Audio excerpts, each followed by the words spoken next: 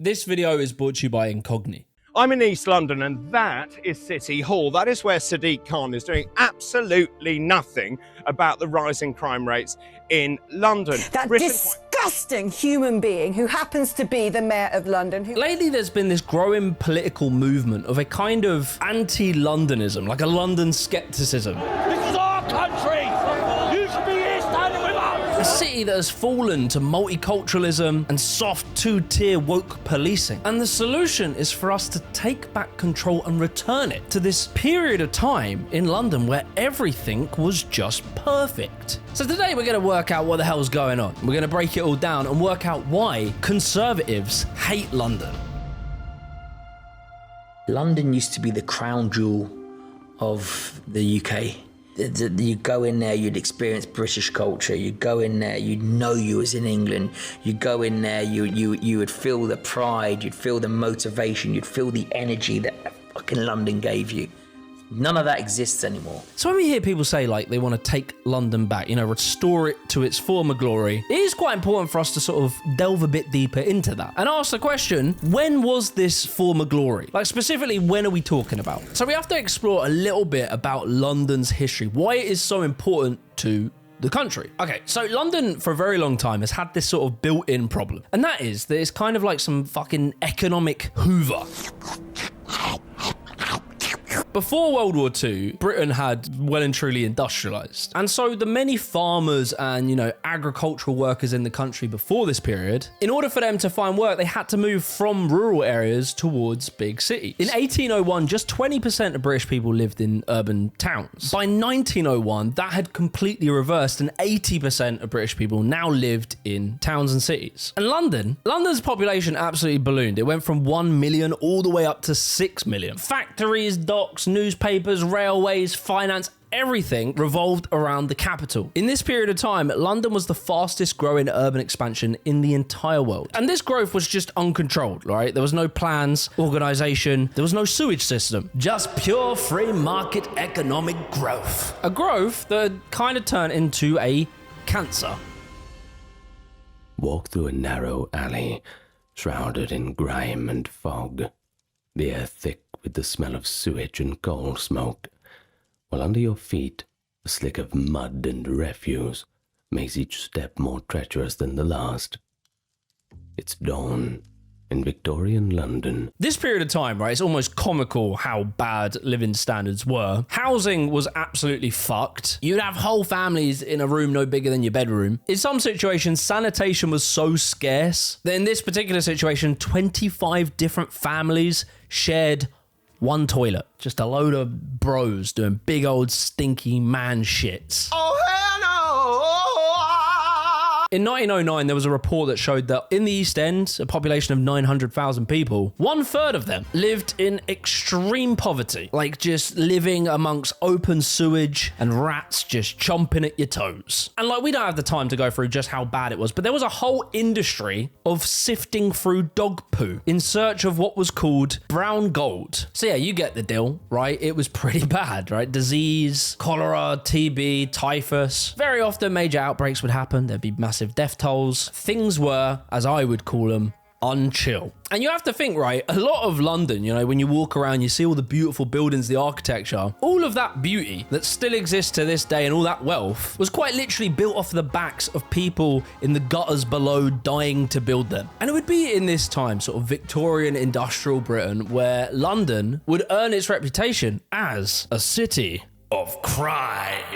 And the media fucking loved it. There was a paper called the Illustrated Police News, and it would pump out content each week of very vivid images of crimes that were happening in London. Things like the baby farm murderesses. These were a series of women who basically killed infants for money. For these newspapers, crime and all its gore had become content. From art to stories to newspapers, these writers, the newspapers, the illustrators were creating a story of London where in every alley hid a murderer. Every woman was just a ginned out mess. Every poor man was a potential pickpocket. For sure, as London grew as this urban hub, of course crime grew along with it. But you would see things that were becoming a bit of like a moral panic.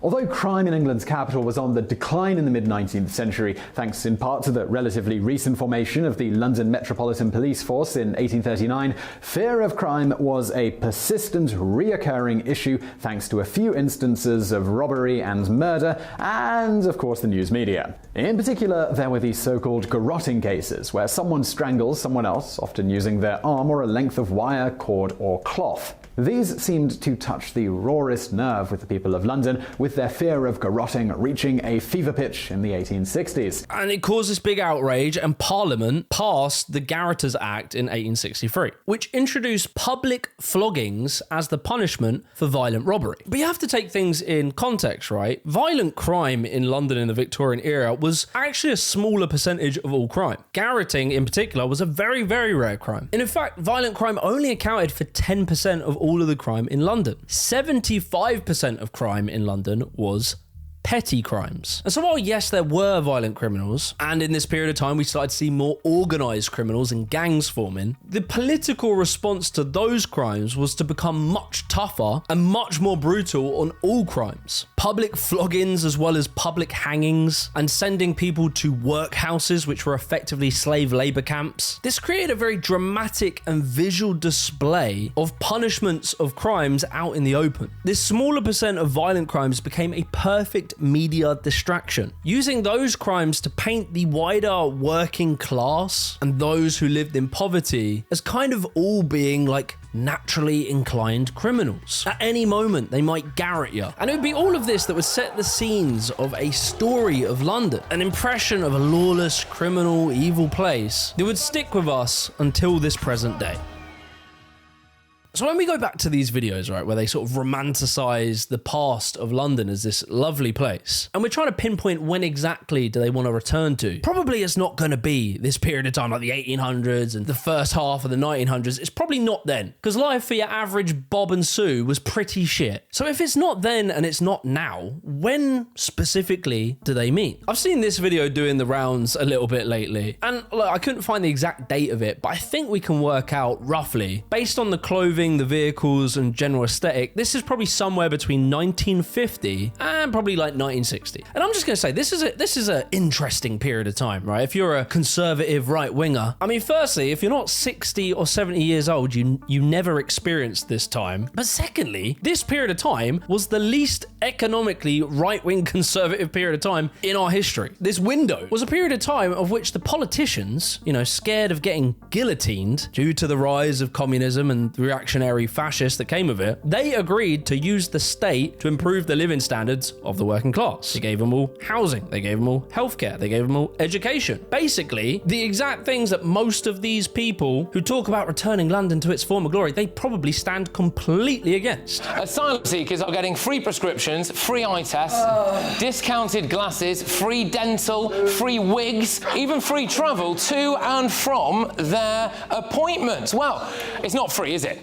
Because we're all paying. And what's also interesting, right, because this is a period of time where the government became very involved in the economy, they also addressed the issue that I mentioned before of London becoming too centralized when it came to economic opportunities. The state came in specifically to undo that, to change that balance of power across the country by literally building 32 entire new towns. The goal of this was to spread out the economy. It was to get people out of overcrowded London, spread the wealth out, diversify the economy, improve living standards for the working classes. This period of time that we are looking at right now in this video, that you're going to see from every right-wing GB News host who's trying to tell you we need to take our capital back, yeah, the politics this time was closer to someone like Zach Palansky of the Green Party or Jeremy Corbyn, and basically the complete opposite of people like Nigel Farage or Tommy Robinson or Rupert Lowe. These lot right now would have considered the politics of the era that they idealize as communism. So, I'm not sure if it's the economics or the politics of this era that these people want us to return to. Maybe it's something else. Now, I walk through London on multiple occasions, and what I see in London, I see British culture, but I don't feel it. I haven't felt it for years. However, today, walking past Big Ben, looking at the flags, looking at you lot, I felt that British pride, British culture at the very forefront because of you lot. it's because of us British patriots that I felt British culture come alive today in London than I felt in a very, very long time. Before we go any further with this video, I've been using today's sponsor Incogni for a while now. And honestly, I was pretty shocked when I found out that my personal data is just out there on the internet. My name, old addresses, and even family information. Luckily with Incogni, I didn't have to spend hours chasing each and every website for them to take it down. Instead, Incogni handled it all. And every single month, I get updates showing me which of these data brokers have actually deleted my info. It's honestly great not having to worry about this anymore. And having your data out there on the internet isn't just about spam or scam emails. Imagine you're applying for a job or to rent a flat, and the person Googles you and sees a load of fake profiles set up in your name. Things like that can actually cost you opportunities. Incogni takes care of all these risks by wiping your personal data from people's search sites, shady directories, and now they've just launched a new feature, custom data removals. If you manage to find your own data on a website and it's not already covered, all you have to do is take the link, paste it into your dashboard, and Incogni's privacy team will take care of it for you. Unlimited requests, complete peace of mind. So if you're ready to take your data back, protect your privacy, and stop bad actors exploiting your info, go to incogni.com/Jimmy the Giant, and you can use the code Jimmy the Giant for 60% off their annual plan. That's unlimited data removal requests handled by experts. Take your personal data back with Incogni. Anyway, back to the video. Now look, I want to be super clear here. Whilst everything I said is true about that period of time, these videos that you're seeing of London in the 50s, the 60s, that is not representative of a full, accurate picture of the UK in that time, right? You got to think, you're literally looking at videos of Trafalgar Square, Oxford Street, Piccadilly Circus. I mean, these are the wealthiest places on earth at that time. If you were to walk 20, 30 minutes down the road, you would see the reality of London for most people in that period of time. The slums. And it's interesting, right? Because in this period of time, there were very few videos of the slums. Yeah, you would see quite a few photos, but videos not so much. And why that is because a lot of videos of this time were produced by the BBC, who were basically the state-owned media arm, who, under the direction of the government, wanted to use media to paint Britain in a really good light. And so, with that in mind, considering the fact that cameras were very rare and very expensive, the types of things that the BBC mainly chose to show was the good stuff. You're not going to get 1940s Ross Kemp on gangs, right? It weren't going to happen. If the BBC was going to film slums, they were going to film stories where the government were doing slum clearance, replacing these old tattered buildings with modern social housing. You know, a good news story. Look at it. Wow. Most people feel that the new buildings, however ugly, are some improvement on the old. So I find it so funny when you see these people romanticising this period of time. They are quite literally falling for 1950s British state propaganda. The reality of life in this time for most of the working class was they were only just starting to leave the slums. Most people would still be in slums. Minority groups such as Jewish people, Caribbeans, Irish, etc., they didn't tend to be allowed to join in with all this social progress. And most of them were just kept in the shitty old slums for a good period of time as well. But that wasn't what the BBC was going to show you. If you're in the mood, you can eat outside. You can change from British roast beef to the food of Italy or Greece or China. You can eat modestly, or you can eat like a Renaissance prince in his palace garden. And there's a second point around a lot of these videos, why sometimes they might seem nicer or more communal, is because this was also a period of time before mass tourism. So if you see a video of Trafalgar Square, these are going to be people who lived and worked there mainly. You're not going to see a busload of Americans with a fanny pack and a I Heart London t-shirt. And as well, if you really look closely, I think you'll also notice this was a period before mass production. Even in the little details, if you look at a market stall, right, it's all handmade, it's all made of wood. Signage was made out of metal. It just had this sort of more handmade feeling versus seeing like the modern plastic signage of a Betfred. And the clothing that people wore back then to us now looks sort of fancy, right? They're all wearing suits. And it isn't because they just had better taste and respected themselves more. They just didn't have Primark. They're wearing relatively high quality handmade materials that they had to look after because it was their only option. And this is quite a common theme, right? When we look at pictures from our past when we were growing up, compare technology from the 2000s and now. Often when you look back at like like an earlier period of technology, it can sometimes feel sort of less perfect and more human. And when you're living in a world that increasingly feels more and more complex, complicated, confusing and unstable, all of this can create a sense of nostalgia for looking back at what can be seen as simpler times. There is a comfort in romanticizing and simplifying the past, and you can sometimes feel drawn to it. And it's this, right? It's this nostalgia that is often weaponized by politicians. The Britain I grew up in was the most peaceful, the most gentle, homogeneous society that has ever existed. That has been destroyed. Okay, so let's jump forward a bit, right? 1986. Margaret Thatcher's in now. She sees all this social housing, unions, high taxes on the rich, full state employment, and she sees all this, and it creates the period of time which we're all nostalgic about. And she comes in and says, no, no, no.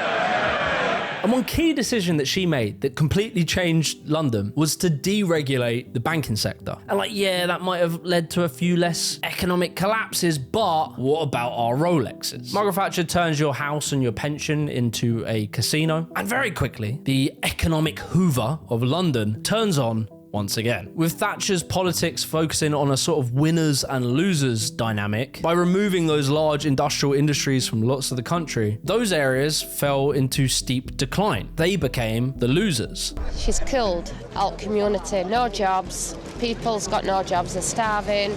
It used to be a thriving community, and she just totally killed it all. But equally, on the other side, by opening up the ability for people to buy their council houses under right to buy, she created an entire generation of asset-rich millionaire boomers who did very little other than get placed in a council house near London before the London house price boom happened. And basically, they won the postcode lottery. And so this was creating a split across Britain, right? These two very different life experiences of a very prosperous London and surrounding areas and a declining north and pretty much the rest of the country. And because London kept growing and becoming more valuable and everywhere else was in decline, it meant that the younger generation in search of work were beginning to be hoovered up back into London. So are you quite well off, you reckon? I think we're reasonably okay at the moment, I think.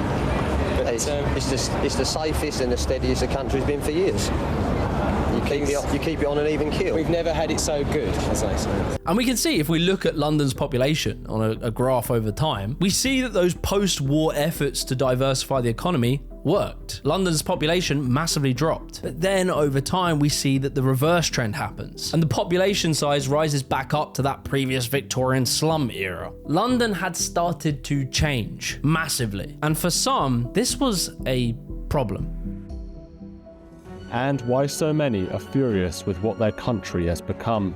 I mean, there are communities in England that basically don't look like England anymore, and I think that's where the loss of the familiar for many people becomes so existential. So I think when we look at this sort of modern anti-London, London skeptic kind of movement, its roots really seem to trace back to sort of the 90s. In the mid to late 90s, French officials dubbed London Londonistan. This was in response to a growing presence of Islamist radicals in London. In 2006, a book is written under the same name, Londonistan, linking London to a rise in terrorism. And like, yes, this was true. Islamic terrorism was on the rise, especially after 9/11. But terrorism was not new. After 1992, and all those years leading up to the Good Friday Agreement, the UK sees a massive sustained dip in terrorism-related deaths, like for many years. Like, look at the graph. There was a lot of people dying due to terrorism in the UK for a long period of time. But yeah, after 9/11 and the 7/7 bombings, the Iraq War, Afghanistan, fear around Islamic terrorism became a defining narrative, and London was casted as its epicenter. By 2008, that fear had managed to morph itself into something broader. The idea that immigration itself was an existential threat to the capital. The British National Party, right, the BNP, managed to get Richard Barnbrook elected to the London Assembly. And we see very early in 2008 this meeting that happened where he was grilling then London Mayor Boris Johnson over illegal immigration. With the changing demographics, I'd like to know what stance you, the Mayor, and the GLA will actually take in trying to slow down this rapid replacement of the white British population in London. And if you read these notes, it's very interesting because it is all of the talking points you hear to this day. The idea that illegal immigrants are taking resources, pushing out locals, and draining the system. All of this was leaving local Londoners behind, where you would see homeless ex-servicemen living on the street. And it's interesting, right? Because these exact same words that you hear now were said in a period of time when migration, illegal immigration, refugees, etc., was much, much, much lower than it is now. However, back then, the BNP was broadly considered a far-right, racist party, even by Nigel Farage. We believe in less government, we're anti-authoritarianism, we have nothing in common with the British National Party whatsoever. Yet the talking points that he was saying all the way back then are basically identical to a lot of what Nigel Farage would say now. There are 1.3 million migrants in Britain on universal credit, and over half of them don't do any work at all. And Nigel Farage jumps in on this whole anti-London thing from what I can see in 2012, where he's in his old party called UKIP, talking about how ending open-door immigration would create more jobs for Londoners. He talks about Londoners should be prioritised over non-Londoners for housing and jobs. And he has a plan to cap immigrants that are allowed to settle in London. And in 2014, Nigel Farage infamously said about London that when he travelled across London Bridge, New Cross, Hither Green, it wasn't until he got past Grove Park that he heard English being spoken, which he said made him feel slightly awkward. And so with all of this, right, all of this rhetoric, a growing narrative around London starts to form, of London being overrun by immigration. The economic strain and resources taken from presumably white Londoners. And this is all sort of happening politically around the same sort of time as the media obsession around knife crime youths. Now, I made a whole video on this knife crime phenomena of the 2000s. I'll link it below. Please check it out so I don't have to rehash the whole argument. But basically, it's very hard to know if knife crime was truly on the rise. It seems that the media and police focus on a crime that was already likely happening for a long time. This increase in focus somewhat distorted the reality of the situation. But anyway, that aside, you've got this youth knife crime thing in the media, you get the London riots, you get the terror attacks. And so a very immigrant-focused, racialized narrative of London falling into some kind of decline was truly taking a hold of politics. But it would really be in the late 2010s, after a flood of anti-London content on YouTube would really take this narrative to the next level. Top of the morning to you, and welcome to one of the most messed up cities I've ever been to, with one of the highest crime rates in all of Europe, with about 40 knife crimes a day. Welcome to London. So on YouTube, there is now effectively an entire industry, a niche of videos of talking about London and how dangerous and degenerate it is. It's like a whole niche. And it seems a lot of it came from Paul Joseph Watson, who is an affiliate of Alex Jones. After the London Bridge terrorist knife attack, Paul Joseph Watson made a bunch of videos about it, rallying specifically in the beginning against Islam specifically. And he continues to make videos about London and he gets millions and millions of views, leading to a video in 2019 he releases titled London is a shithole. Just like San Francisco, London has a massive problem with actual shit. And he talked about London like it was this crime-ridden cesspit of liberal degeneracy. Which, I mean, yeah, he sounds like a fun guy to hang around with. I care about white people and not San Jew. Yeah, I really think that you should press the button to wipe Jews off the face of the earth. After depicting London in this way, he leaves the impression that it's all due to like some kind of cultural weakness. You know, dumb, woke uni students of London voting in politicians who only care about diversity, and that liberalism, wokeness, and soft two-tier policing had caused London to fall into decay. And if you think about it, right, London represents a lot of things, right? It's one of the most multicultural cities in the country. It has one of the youngest populations in the country and is one of the more liberal places in the country. But look, even if all of this storytelling of these videos was true, it's interesting because it seems as though most of this hatred towards London wasn't coming from Londoners themselves. Paul Joseph Watson hits an international audience, lots of Americans. And when you poll Londoners, unsurprisingly, they tend to like London. 80% of them saying that they feel they belong to the city. And it's interesting, right? If most of these anti-London people don't live in London, why would they care so much about what happens in London if it doesn't directly affect them? London is a citadel of sin for bohemian upper classes, but for most other people, it's turning into a complete shithole. Well, you see, this growing cultural-based paranoia around London arguably isn't just about that. There's something deeper going on. Because it's not just about the culture of London, but also the very real economic and power-based imbalance of London versus the rest of the country.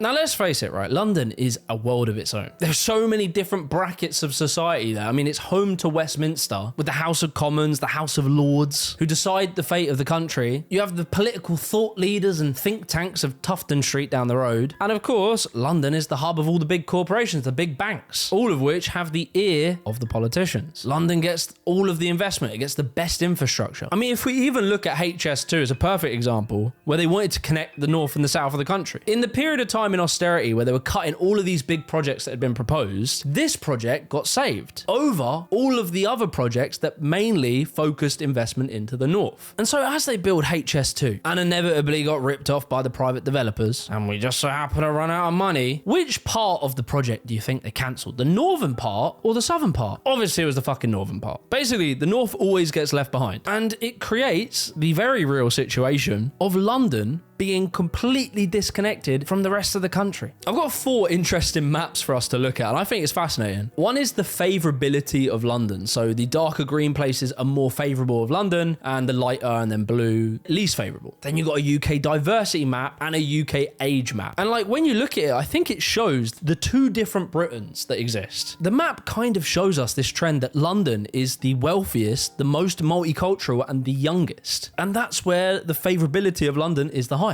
But when you look at the places that dislike London the most, you tend to see a trend that it's the places with the least amount of money, generally older age demographics, and generally less multiculturalism. These places tend to have a lower opinion of London. And I think age is often really overlooked. I think it's a very important factor. When you ask millennials where is their favourite city in the country, London ranks number 2. If you ask Gen X, London ranks number 3. But if you ask boomers, London ranks 14th. Older people generally don't like London. If you ask if people disagree or agree with the following, London is in a bad state and a worse state than the rest of the country. Between the age of 18 and 24, only 8% of people agree with this. When you ask people aged 65 and above, 25% of them agree with that statement. And there's a massive political division as well. Only 11% of Labour voters agree with that statement, and only 9% of Lib Dem voters agree with it. That is compared to 27% of Conservatives and 46% of Reform voters. And so yeah, there is this real political split, right? If we consider Brexit, 60% of Londoners voted to remain in the EU. And so if you're a very populist politician, you can see a story that can emerge here, where you go to places in economic decline that have this long history of being underinvested in, left behind, and overlooked by the politically dominant London. And you can take that understandable resentment and tie in some cultural grievance. London can become a symbol of everything you don't like. And what better in this story than to have one evil villain, one boogeyman, a perfect target, the London liberal Muslim mayor, Sadiq Khan. We are a Christian country. We adhere to Christian values, principles, and morals, and we must not let that be taken over by another ideology or another religion. London Mayor, you're a disgrace. You're disgusting. You do not deserve to be in that position. Sadiq Khan is fucking perfect, honestly, because he is a catch-all for every grievance of right-wing conservatives. And you can really see with this recent emergence of Ant Middleton, the guy wants to run for mayor of London. I think he's going to struggle, but, you know. The star of SAS Who Dares Wins was criticised after controversial tweets about the Black Lives Matter protests and coronavirus. And then this morning, there have emerged allegations that he made inappropriate comments to female crew members. And like, you know, the likelihood of him winning aside, Ant Middleton can represent a feeling amongst certain people, often those who are not born and living in London, but people outside, that all it takes is just big, muscly SAS super soldier man to just like go in with the military and take London back. And I often see this kind of like, I don't know, military or almost imperial, like, I don't know, like connection to our medieval knights history, where they create this mythology that somehow the British people have in our blood some sort of vague ownership over London. Regardless if you're a wage cuck in a one-bedroom flat in Shitham, that doesn't matter because London is actually yours and you need to take it back from the migrants. This is our country!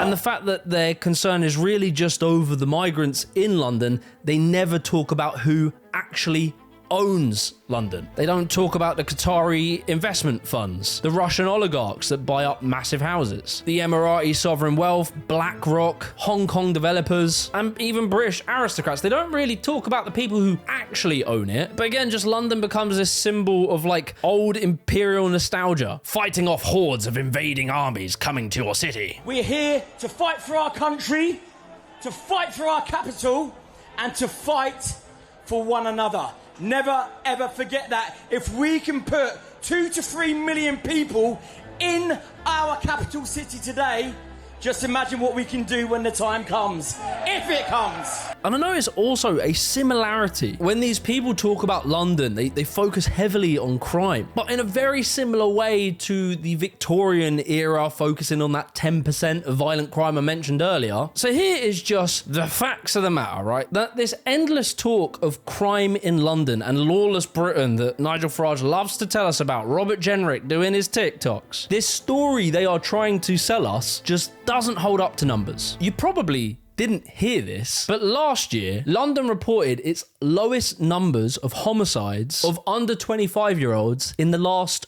2 decades. And that since the 90s, the year-on-year homicide rate has massively dropped. In 1991, London had a homicide rate of 2.7 homicides per 100,000 people. The peak homicide rate was in 2003. That was a rate of 3 out of 100,000. That rate dropped to 1.1 in 2014, a 3 times decrease from its peak. Now, it came back up a little bit, but in 2024, London very recently just hit a 10-year low in homicides of 1.2 homicides per 100,000. When you look around other developed cities, such as New York, their murder rate is 4 per 100,000. Toronto, 1.7. Berlin, 3.4. Brussels, 3.2. Paris, 1.4. And even Copenhagen, 1.5. That's right. The place that many people on the right tend to always tell us that their lower murder rates, their lower crime rates are due to the lack of multiculturalism over there. London has a lower homicide rate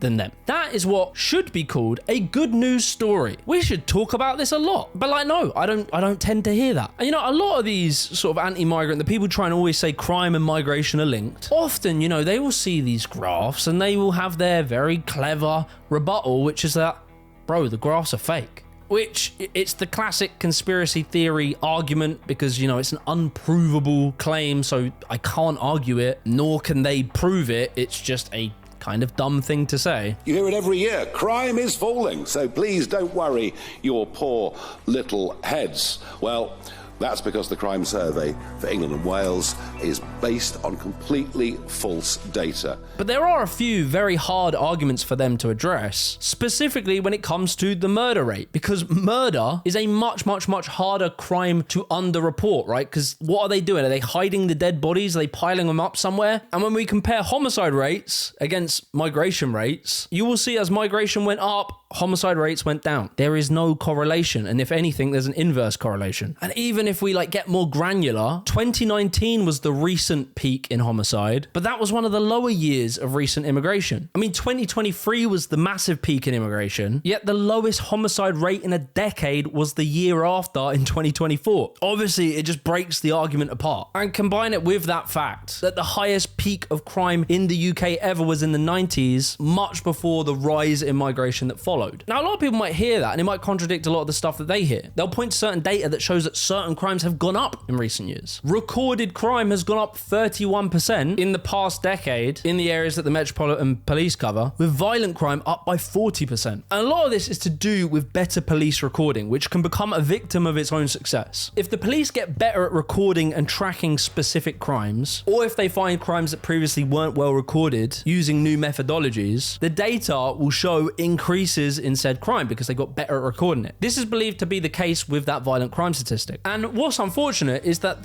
argument is really rife for populist right-wing politicians to just say, oh, what a convenient excuse, you're just making it up. So one thing that is really useful to give us a clearer understanding if crime has really gone up or not is to look at crime surveys of England and Wales, so CSEW. These are surveys, right, where people are asked about crimes. This can usually capture crimes that do go underreported. The reports that show increases in sexual crime are one of the perfect examples because there has been massive improvements in police recording of sex crimes. And there's this really good Twitter thread here from Gavin Hales which shows crime surveys versus immigration versus recorded sexual crimes, where we see in the surveys that crime hasn't increased, but recording of those crimes have. And so this is why it's so important to use the crime surveys to get a real accurate snapshot of what's going on. And also the scale is very important. If we look over 5 years, you might see an increase, but if we zoom out to 20, 30 years, you will see a massive decrease. That is important if people are trying to say immigration is increasing crime, etc. Very specific example is knife crime in London, where reports will show knife offences have gone up. But if we look at hospital admissions for knife wounds, they have actually hit a massive low recently. This is a perfect example of the police getting better at finding knives. They might be doing more stop and search, etc. However, if hospital admissions for knife wounds are going down, we can say that,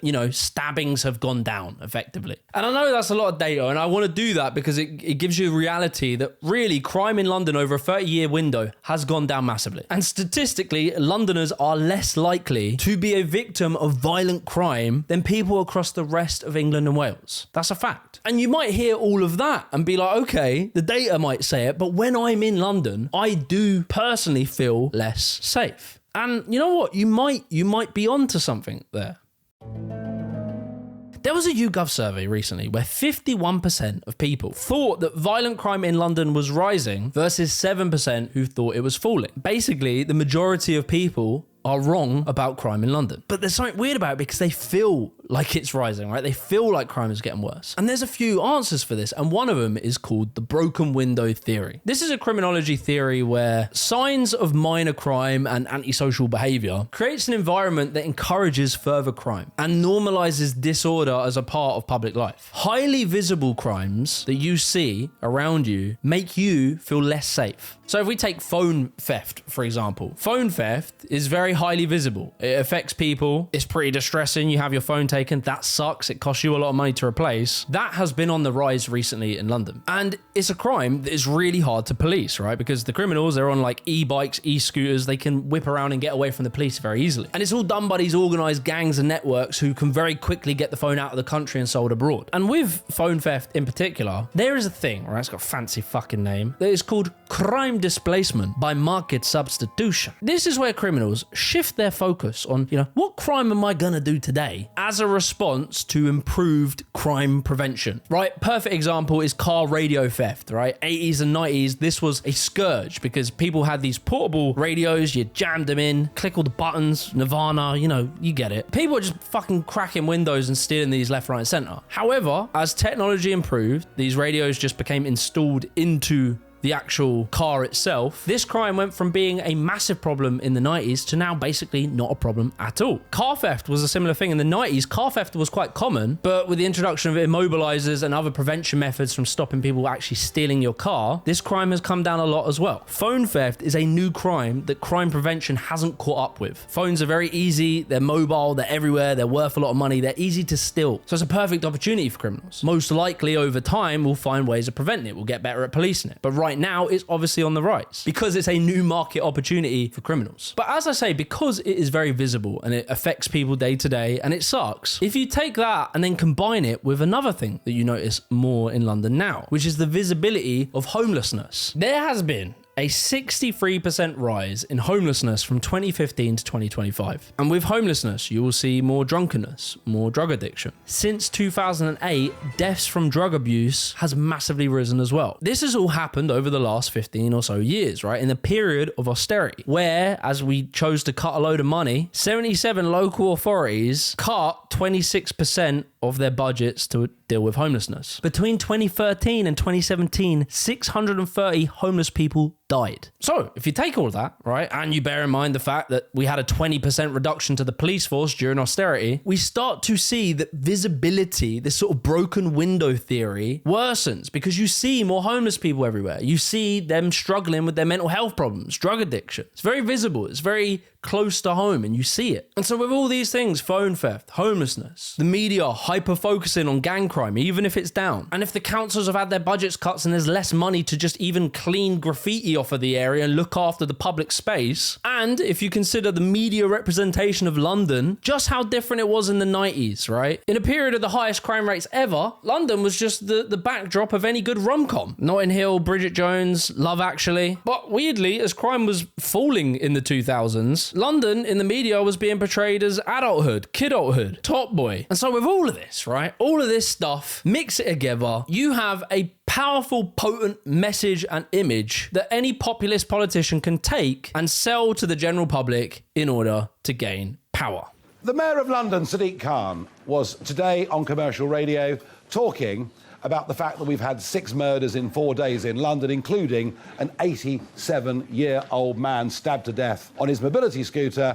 And Khan has said that we'd expected this because it's been a long, hot summer and people's tempers get frayed. This London skepticism, right, this isn't actually a completely new thing. Throughout history, the enemies of progress very often have a deep hatred towards their capital. Cities tend to represent the future. It's where different cultures collide and new ideas emerge. Today's demagogues rage against woke, progressive, Islamized London. But it's all kind of the same shit, you know? Real anger, inequality, and decay taken and twisted into this mythology. A story about invasion and moral decline, anti-migration rhetoric. And I guess to some degree it's because it's easier. It's much easier to say, let's take back our city from migrants than to take it back from the landowners and undo the entire system. It is a problem because we don't know who they are, we don't know the past criminal record, we don't know the past history, and they're committing some heinous crimes.